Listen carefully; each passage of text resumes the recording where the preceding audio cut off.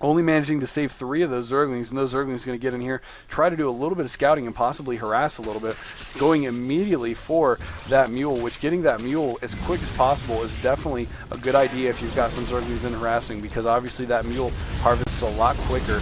And it looks like LiquidTLO doing a little bit of harassment on this expansion up here. Of course, Hellions are very, very bad against buildings, so trying to get one of those buildings up and running before he can manage to take them all down with his Hellions. And it looks like he is going to have to back those Hellions off at least for a little bit, long enough to get this Spine Crawler up and running. And here are some Speedlings coming from both angles here, trying to take down these Hellions, but with that linear splash damage, they're really going to have a hard time getting, oh my goodness, and some great splash damage there.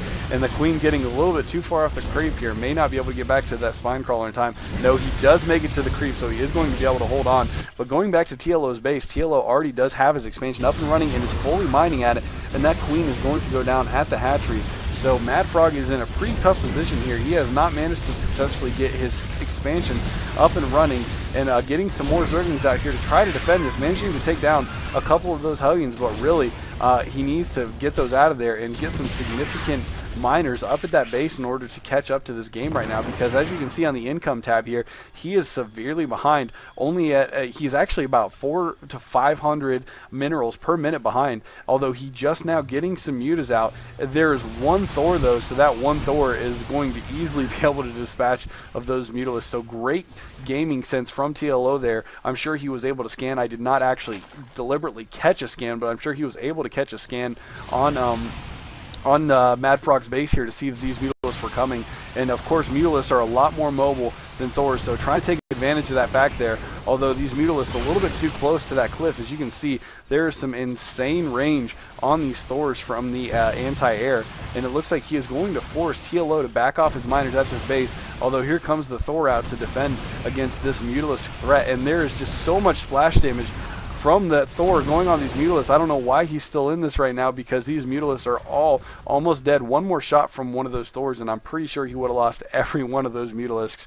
So going to have to back off a little bit here, and it looks like MaDFroG possibly going to be in a bit more of a defensive stance here for a little bit longer, as it looks like TLO just has the commanding position on this map, and he has got a lot of Thors in his army composition right now. Already 3 Thors on the map, along with a couple of Hellions, so he is very much deliberately building against the Zergling Mutalisk combo, which Speedlings and Mutas are one of the most favorite to use, from what I've seen anyways.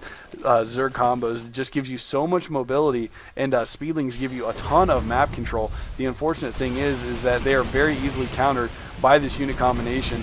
Oh, a lot of damage from those Thors. You can just see how deadly those are against Mutalisks, but a handful of those can take down a pack of Mutalisks very quickly. So that is definitely not something that you want to try to take on with just Mutalisks. And getting a good transfusion on there, healing up his Mutalisk, getting him ready to go so he can go out and continue to harass with him while he tries to get himself back into this game. And apparently TLO spotting up one of his Thors right at the expansion so that he can make sure he can defend against any Mutalisk harassment, which here comes 6 Mutas once again. And of course they are not going to be able to do anything significant with that Thor standing overhead, trying to do some damage on this refinery, but it's not going to be able to do anything significant. Only gets it about halfway down before he has to retreat because of the Thor defensive. But it looks like he is going to try to get up another expansion, taking the natural expansion for that 12 o'clock position. And he is getting more drones up here, but he really needs to start mining a lot more thoroughly. And as you can see, he is actually taking his natural expansion at his main base as well. So going for a lot of expansions right now, and the Hellions are moving out on the map. He really needs to get his Mutas to take out those Hellions before they get the backup of the Thors, because of course once those Thors are in play, it's going to be impossible for him to take on those Hellions with his Zerglings, because Zerglings are so bad against Hellions, and Mutalisks are so bad against Thors. It's just not a good mix.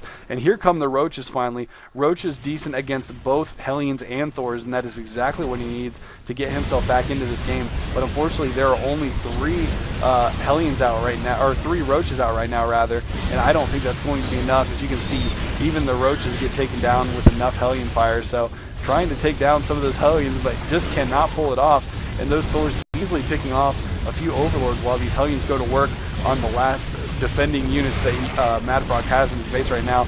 That Roach going down really quickly, and there also goes the Queen. So it looks like MaDFroG is in a really tough position here right now. I don't think he's going to be able to bounce back from this unless he can somehow muster a large force. He does, however, have a decent-sized force trying to counter the expansion of TLO, but there are a ton of SCVs repairing this one Thor, which it looks like he is going to, this one Thor is going to be the lone standing victor at this Terran base, and MaDFroG is going to GG as his offensive has failed and his main base is going down in flames. So it looks like this first game in the show match between MaDFroG and TLO going to TLO. We'll move on to the next game right now and see if MaDFroG can prove his worth in StarCraft 2 and make himself a victor against TLO. GG.